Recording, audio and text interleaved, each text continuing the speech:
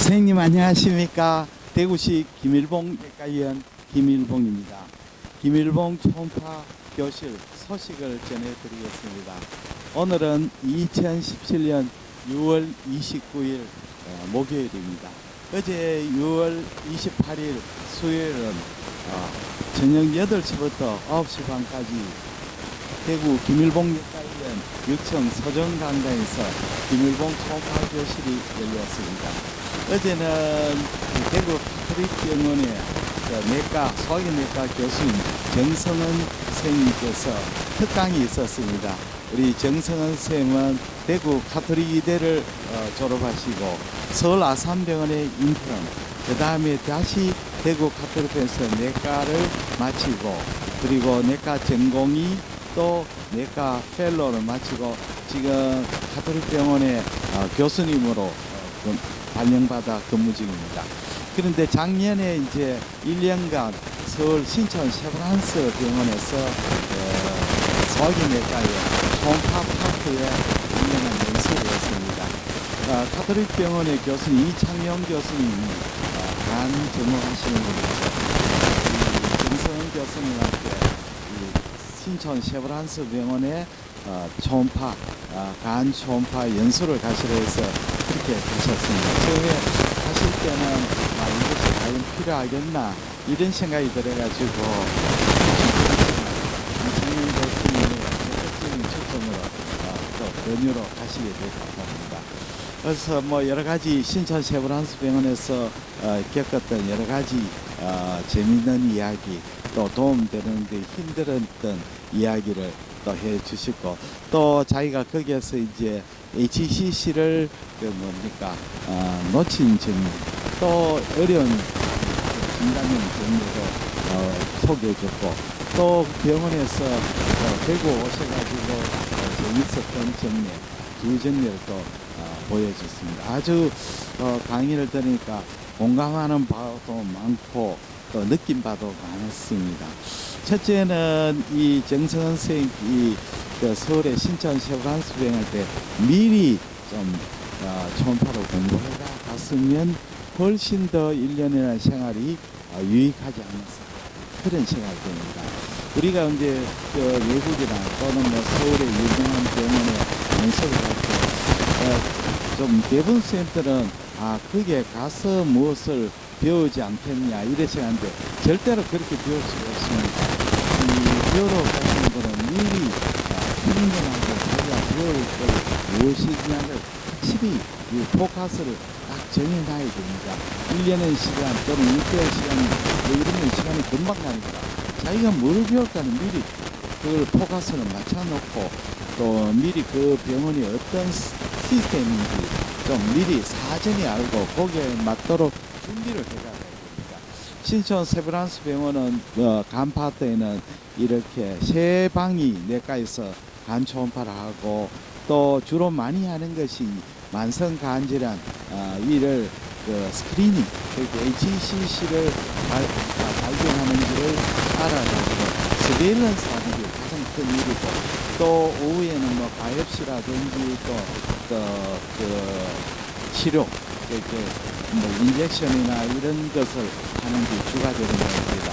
그래서 하루에 오전에는 한 40명 정도 20명 40명 정도 스크리닝 하는 그런 굉장히 바쁘게 돌아가는 그런 시스템이 있습니다. 그래서 선생님이 처음에 스캐닝도 잘 하지 못하는 상태라서 굉장히 좀 위에서 보시면서 좀 힘들었다고 합니다. 워낙 병원이 바쁘니까 이렇게 자세하게 이렇게 친절하게 가르쳐주는 이런 여유가 없지요. 그래서 자기가 스스로 알아가야 되는데 이게 보통 어려운 거 아닙니다. 그래서 미리 충분히 알아서가 신촌 셰브란스 병원 할 때는 자기 지식을 검증하는 수준으로 가야 되죠. 무슨 뜻이냐면 우리가 내가 바둑을 잘하는데 이세돌한테 바둑을 연락하면 적어도 아마 2단 3단 이래 가지고 이세돌하고 3점 정도 말고 몇 점, 두세 점 알고 많은 인식을 하고 지도되고 그 다음에 이세돌한테 간단한 복귀를 하면서 이렇게 설명을 드리죠. 이세돌한테 가가지고 바둑의 그 특정 정신이 무엇일까 이렇게 하면 이세돌은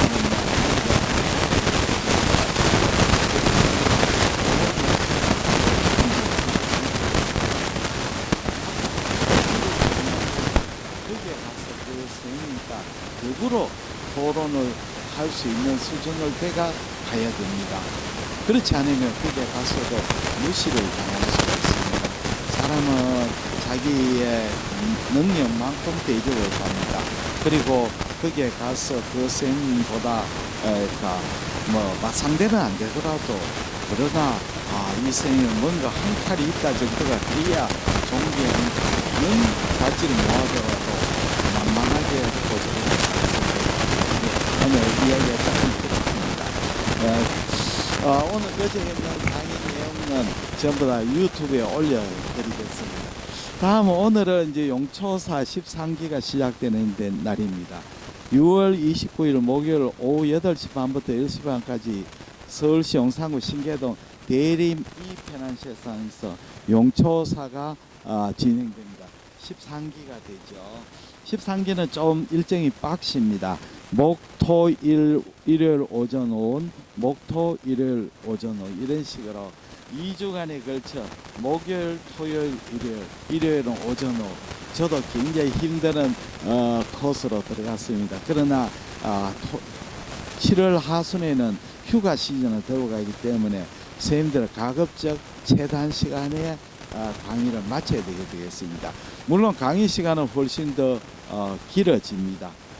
참가 선생님들에서는 힘들지만 좀 더 많은 시간이 강의 시간, 실습 시간이 부여되기 때문에 오히려 좋을 수도 있습니다. 다음에는 제가 이제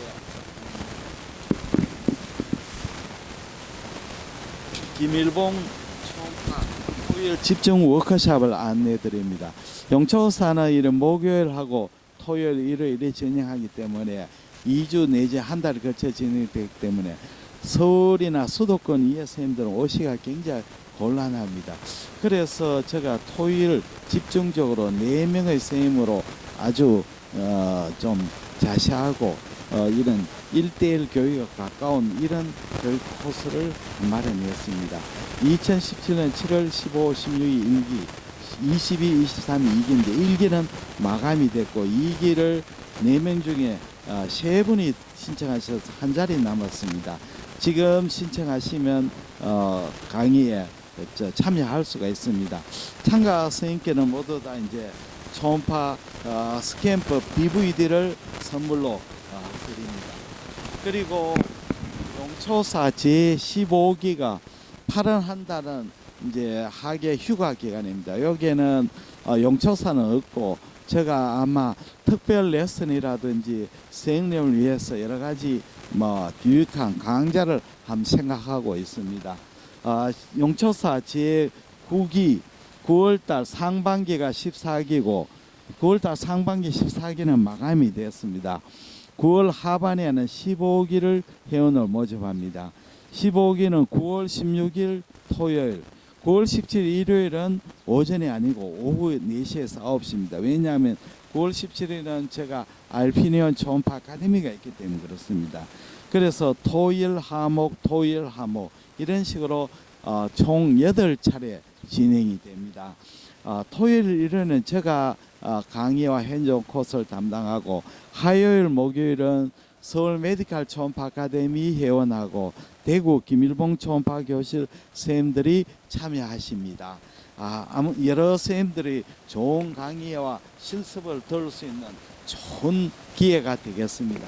그리고 제가 지난번에도 공병호 박사의 우자의 생각과 빈자의 생각을 읽어드렸더니 많은 선생님들이 참 좋은 내용이라고 저한테 칭찬을 해주셔가 제가 또 계속 한번 해보겠습니다.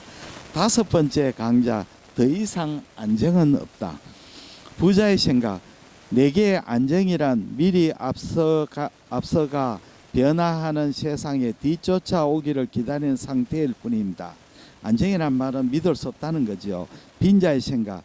나는 안정된 직장, 안정된 일, 안정된 위치에 있다. 이대로 머물러도 상관없다. 이렇게 생각하죠.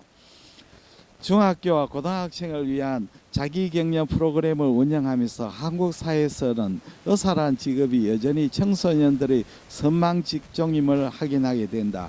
프로그램에 참석하는 청소년들 중 많은 수가 자의반 타의반으로 의과대학 가고 싶어한다.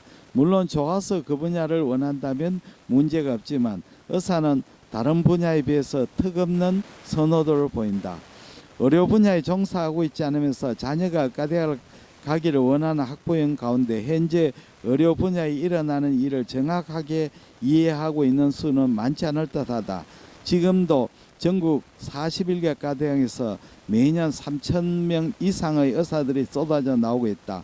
환자 수는 제한된 가운데 늘어나는 의사 수는 병원 경영을 악화시키는 중요한 요인으로 작용한다.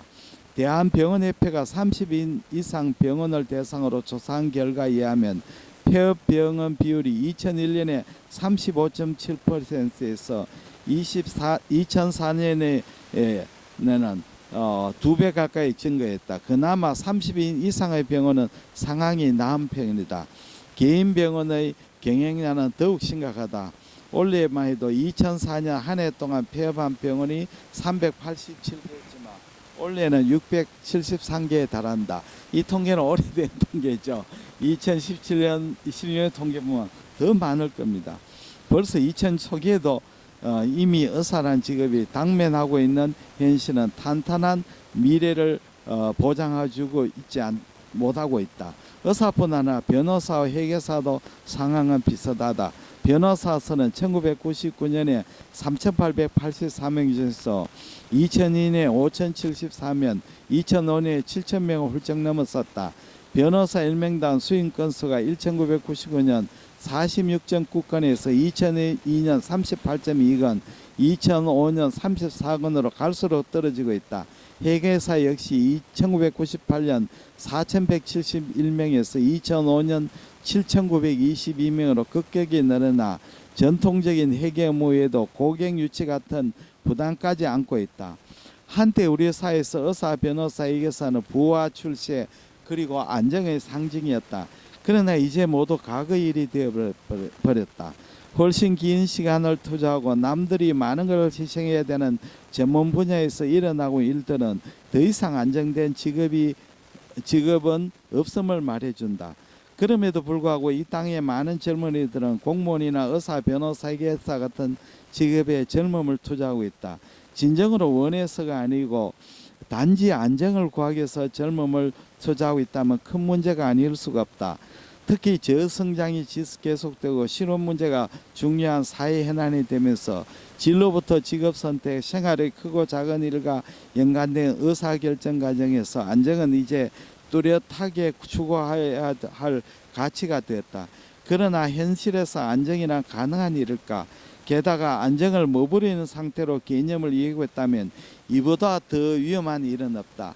우리 현실에서 안정은 안정을 향해 끊임없이 나아가는 것 혹은 추구하는 것 정도로 이해해야 된다. 안정을 이미 성취한 권리 혹은 전리품으로 받아들이는 순간 안정은 위험과 동의어가 된다. 모든 것은 지금 이 순간에도 끊임없이 변화하고 있기 때문이다.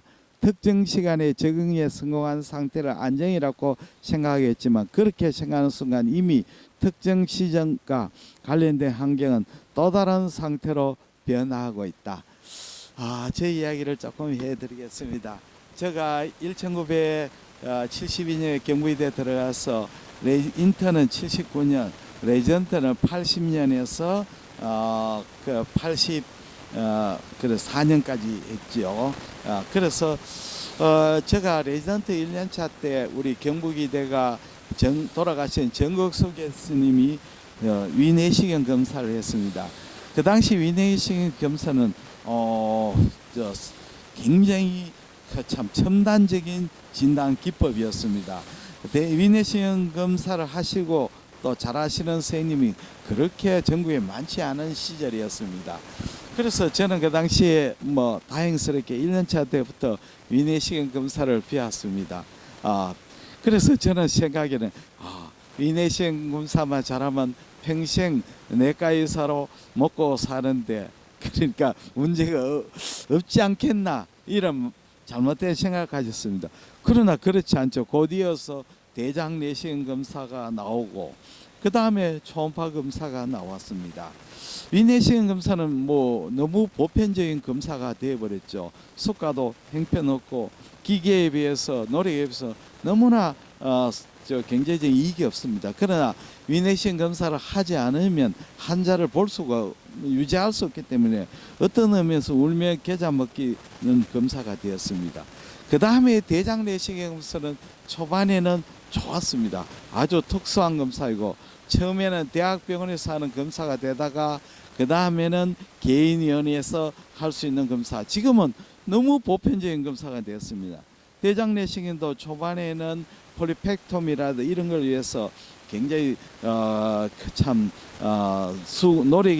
노력에 대한 수가가 상당히 괜찮았습니다. 지금은 전혀 그렇게 되어 있지 않습니다. 이제 대장 내시경도 대규모로 하지 않으면 부가가치가 아주 약한 그야말로 뭐 한두 명 한다면 게르과 같은 존재가 되었습니다. 다음으로 초음파 검사죠. 저는 대장 내시경 검사를 군의관 시절에 조금 배웠습니다. 배우고 굉장히 갈등이 많았습니다. 대장 내시경 검사는 좀 테크닉이 필요하죠. 저는 손재주가 좀 못합니다. 그리고 이 대장 내시경에 이걸 참 학문의 대변 냄새를 맡아가면서 해야 될 것에 대해서 굉장히 갈등이 있었습니다. 거기에 비해서는 초음파 검사는 아주 그런 깨끗한 검사죠. 초음파 검사를 배우고 싶었습니다. 나중에 초음파 검사를 배우고 난 뒤에 지금도 초음파를 검사하고 교육을 합니다만 저는 대장 내시경을 버리고 초음파 검사를 했는 것이 저에게서는 아주 잘한 선택으로 합니다. 제가 아무리 대장 내시경을 져도 대한민국 1등이 될 수가 없죠. 1등 고사하고 잘한다 소리도 아마 듣기 좀 어려웠을 겁니다. 그냥 평범한 조금 잘한다 소리를 들을 정도뿐일 겁니다. 그 노력을 초음파로 쏟아부으니까 초음파에서는 그래도 내 나름대로의 입지를 만들 수 있었다고 생각됩니다. 예, 안정에 대해서 이야기를 했는데 다음 시간에는 제가 의사가 된 그 동기도 한번 말씀을 드리겠습니다. 대단히 감사합니다. 안녕히 계십시오.